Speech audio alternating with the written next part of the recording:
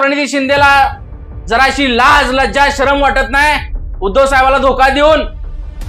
अरे या प्रणिती शिंदेसाठी उद्धव साहेबांनी आजारी असताना सुद्धा सभा घेतली. तुमच्याशी दोस्ती करायची असेल तर प्रामाणिक दोस्ती करायची या काँग्रेसनं, अन्यथा तुमचा रस्ता वेगळा आमचा रस्ता वेगळा. या प्रणिती शिंदेला तिच्या अवकात आम्ही दाखवणार.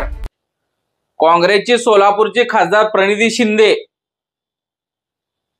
या प्रणिती शिंदेनं काल महाविकास आघाडीला कलंक लावलेला आहे आणि प्रणिती शिंदेचा खरा चेहरा काल महाराष्ट्रातील जनतेने पाहिलेला आहे की काँग्रेसमध्ये ही अशी माणसं पोचली जातात जी स्वतःला खूप मोठे समजतात.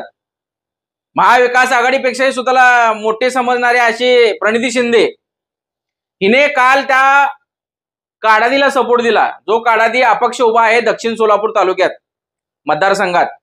ज्या मतदारसंघामध्ये महाविकास आघाडीचे अधिकृत उमेदवार अमर पाटील दिले असताना सुद्धा शिवसेनेचे मशालीकडून, तर त्यांच्या विरोधात हा काडादी उभा आहे मत खाण्यासाठी आणि त्याला सपोर्ट म्हणून या प्रणिती शिंदेनं जाहीर पाठिंबा दिला की आम्ही फ्री फाईट करत आहोत. आम्हाला जरी एबी फॉर्म दिला नसला तरी आम्ही फ्री फाईट करत आहोत.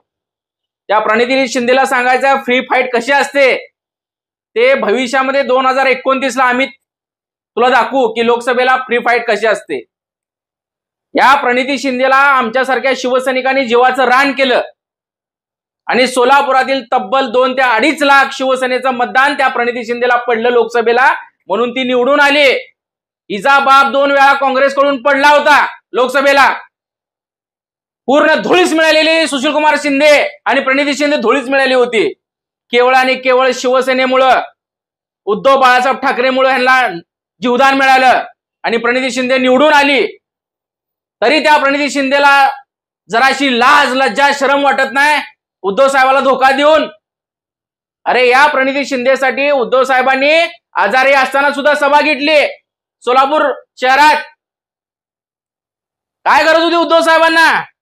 केवळ महाविकास आघाडीचे उमेदवार म्हणून लोकसभेला पाठिंबा दिला या प्रणिती शिंदेला.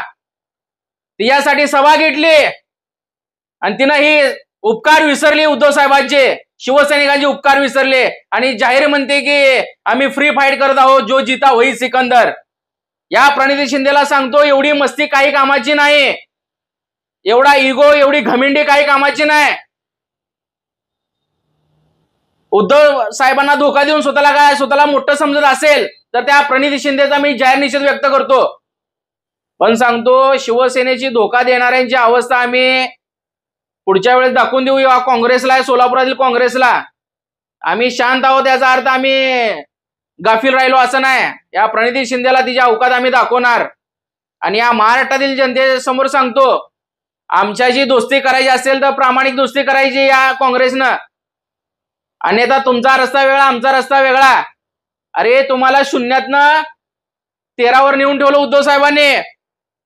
मागच्या वेळेस 1 खासदार होता महाराष्ट्रामध्ये, यावेळेस 13 खासदार निवडून आले आणि ते केवळ आणि केवळ उद्धव बाळासाहेब ठाकरेंमुळे आले. विसरलात का काँग्रेसवाल्यांनो? उपकार विसरलात का तुम्ही? उपकार विसरू नका, उद्धव साहेबांचे उपकार कधी विसरू नका. हेच तुम्हाला सांगतो. जय हिंद, जय महाराष्ट्र.